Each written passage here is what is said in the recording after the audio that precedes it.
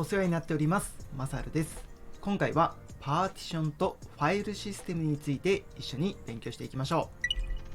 う。この動画は IT エンジニアの皆さんの成長を応援するスタイルラボさんのご協力でお送りします。スタイルラボさん、いつも応援ありがとうございます。スタイルラボさんの詳細は概要欄のリンクからご覧ください。今回は最初にパーティションとは何かについて勉強していきます。早速結論です。パーティションとはディスクを論理的な区画に分ける仕組みのことです。ストレージを効率的に管理したり、安定さやセキュリティを向上させるためにパーティションが利用されます。例えば1つのストレージをパーティションで区切ることによって論理的に2つのストレージとして扱うことができるようになります。ストレージをパーティションで区切ることによって何かしら問題が起きた場合に影響の範囲をパーティション内で留めることができます。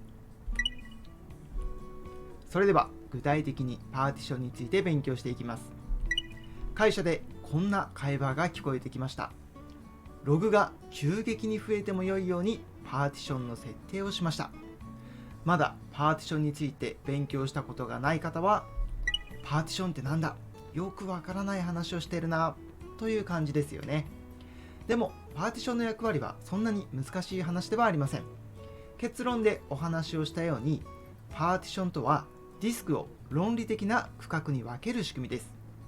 まずパーティションがない場合のストレージを想像してください。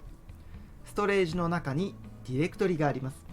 このディレクトリの中にはいくつかのログファイルが格納されているとしてください。ログファイルとはコンピューターがどんな動きをしたのかが記録されているものです。ある日、ディレクトリで管理しているログファイルが爆発的に増加しました。ログファイルがあまりに大きくなってしまった結果、他の重要なシステムに影響してシステム全体が停止してしまいました。つまりパーティションで区切らない場合はトラブルがストレージ全体に影響してしまうということです。そこでパーティションを利用します。物理的にはストレージは1つですが、パーティションを使うことによって仮想的に複数のストレージが存在するかのように利用することができます。例えばパーティションを使ってログファイルを管理する場所と重要なシステムを管理する場所で区切っておくと、ログファイルを管理しているパーティション内でトラブルが起きたとしても、その影響はログファイルを管理するパーティション内で抑えることができるので、重要なシステムを管理しているパーティションには影響が及ばなくなります。パーティションがこの図のように壁のように存在してくれて守ってくれているわけですね。パーティションについてなんとなくイメージできましたか？次にパーティションの方式についてお話ししていきます。パーティションはファームウェアによって方式が異なります。少し話が脱線しますが、ファームウェアについて思い出しておきましょう。ファームウェアとはハードウェアを制御するためのソフトウェアです。この動画シリーズではブートプロセスの中でファームウェアについてお話ししています。過去によく利用されていたファームウェアが BIOS、現在主流で利用されているファームウェアが UEFI です。ファームウェアがどちらかによってパーティションの方式が異なります。まず BIOS の場合のパーティションからお話ししていきます。BIOS の場合、最大4個の基本パーティションを作ることができます。例えばストレージの名前が/dev/sda という名前の場合、基本パーティションの名前は SDA1 から SDA4 までの4つが基本パーティションになります。この説明を聞いて4つしかパーティションを作ることができないのは少し少ないのではと思う方がいるかもしれません。実際にその通りで、4つだとパーティションが足りない場合があります。そこで拡張パーティションを使います。拡張パーティションは基本パーティションの中の1つを使ってさらにパーティションを作る機能です。作成した拡張パーティションの中はさらに論理パーティションによって区切られます。少しややこしいのでもう一度話を整理しますね。ファームウェアが BIOS の場合、基本パーティションは4つ作ることができます。4つで足りない場合は4つの中の1つを拡張パーティションとして利用することができます。拡張パーティションの中では論理パーティションというパーティションによって区切ることができるということです。まずは BIOS のパーティション方式についてお話ししました。お話聞いてみて皆さんどうでしたか？ちょっと BIOS のパーティション複雑ですよね。基本パーティションが4つまでしか作れないという制約が複雑にしている原因です。ではここからは現在主流で使われているファームウェア UEFI のパーティション方式について見ていきましょう。 UEFI の場合はパーティションがとてもシンプルです。基本パーティションしかありません。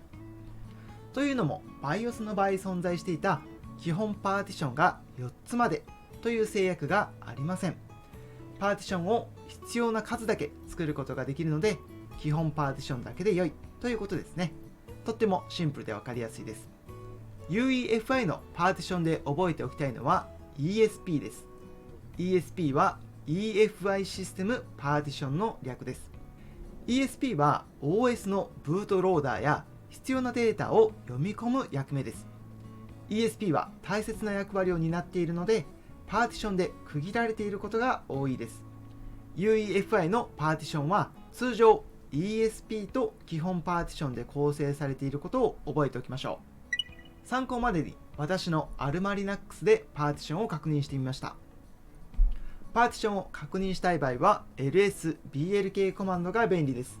lsblk コマンドでストレージの構造を確認することができます。今回の場合 SDA というストレージが3つのパーティションで分かれていることが分かりますね。以上、まずはパーティションについてお話ししました。それでは次にファイルシステムについて勉強していきましょう。まずは結論です。ファイルシステムとはディスクに存在するデータをファイルとして扱う仕組みのことです。ファイルシステムはいくつか存在しますが、まず覚えておきたいファイルシステムはここに書いている5つのファイルシステムです。バラバラに覚えるのは大変なので、過去、現在、未来で情報を整理して覚えていきましょう。まずはファイルシステムの概要についてお話ししていきたいと思います。ファイルシステムとはディスクに存在するデータをファイルとして扱う仕組みのことです。ファイルシステムは地図をイメージしてもらうと分かりやすいかもしれません。例えば私の住んでいる家の場所を緯度何度、経度何度ですみたいに言われるとよくわからないですよね。そこで住所という場所を管理する仕組みがあります。私が住んでいる家の場所は東京都〇〇区〇〇番〇〇号ですと住所を伝えれば伝わるわけですね。ストレージの場合、ブロックという単位でデータを扱います。データはブロックに格納されて必要に応じてデータが利用されるわけですが、この時ファイルシステムはどのブロックにどんなデータがあるのかファイルとして管理してくれます。ファイルシステムがあるおかげで特定のファイルを指定すれば、そのファイルはどのブロックにあるというのをうまく解釈して読み込むことができます。ファイルシステムは我々ユーザーを助けてくれるなくてはならない仕組みだと言えますね。それでは次にファイルシステムの種類についてお話ししていきます。ファイルシステムは様々な種類があります。まず覚えておきたいファイルシステムをデビアン系とレッドハット系に分けてお話ししていきます。まずはデビアン系です。2024年現在のデビアン系のファイルシステムの主流は ext4 です。ここで注目してほしいのは4という数字です。4ということは3とか2もありそうですよね。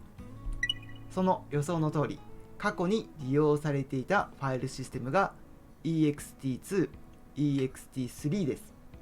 2、3、そして現在主流の4にたどり着いているわけですね。ちなみにキラーコーダの Ubuntu 環境で利用しているファイルシステムは ext4 でした。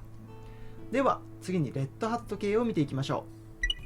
う。レッドハット系の現在の主流は XFS というファイルシステムです。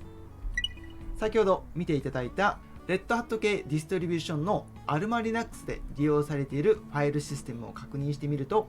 XFS がファイルシステムとして利用されていることがわかりますね。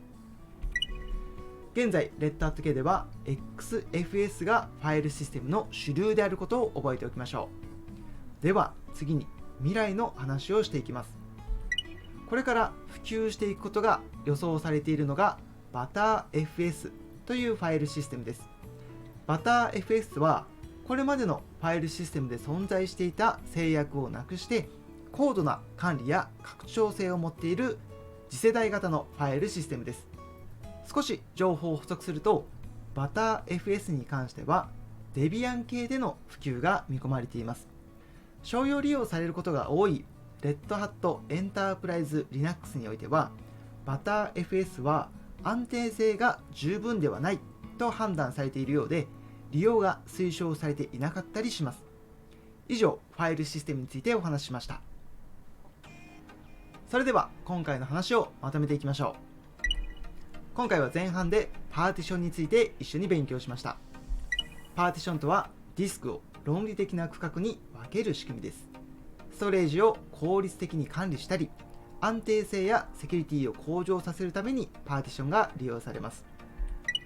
パーティションで区切っておくとトラブルが起きた場合でも影響の範囲をパーティション内で抑えることができます。さらにファームウェアによってパーティション方式に違いがあることについてもお話ししました。BIOS の場合、基本パーティションが最大4つ、基本パーティションの1つを拡張パーティションにしてその中を論理パーティションで区切ることができます。UEFI の場合は基本パーティションが4つという制約がないのでパーティションは基本パーティションしかありません。UEFI の場合、基本パーティションを必要な数だけ作ることができます。後半はファイルシステムについてお話ししました。ファイルシステムはディスク上のデータをファイルとして扱う仕組みです。ファイルシステムがあるおかげで特定のファイルを指定することでファイルを保存しているブロックをうまく読み込んで利用することができるようになっています。様々なファイルシステムが存在しますが、代表的なものから覚えていきましょう。現在の種類は Debian 系で ext4、Red Hat 系では XFS です。過去には ext2、ext3 が利用されていました。これからは次世代型の ButterFS というファイルシステムが普及されることも予想されています。ここでお知らせです。マサルの勉強部屋では成長したいエンジニアを応援するオンラインコミュニティを運営しています。もし一人で勉強するよりも誰かと一緒に勉強したい、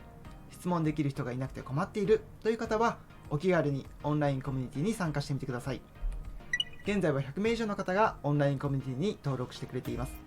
先日は2024年忘年会を実施しました。社外の人と交流したい方にもおすすめのコミュニティです。参加方法はメンバーになるボタンから対象のプランを選択していただいて Discord のアカウントを YouTube のアカウントに連携してもらえればすぐに参加できます。皆さんのご参加お待ちしています。それでは最後におまけトークです。今回ファイルシステムについてお話ししました。試験とはあまり関係ないかもしれませんが Windows のファイルシステムについてお話ししたいと思います。 Windows にももちろんファイルシステムがあります。例えば FAT32 というファイルシステムは昔よく利用されていたファイルシステムです。多くのデバイスで使えるので USB メモリなどの外部ストレージでは今でも FAT32 がよく利用されています。先日動画ファイルを USB メモリに入れて持ち歩こうとしたらファイルシステムが FAT32 だったので保存することができませんでした。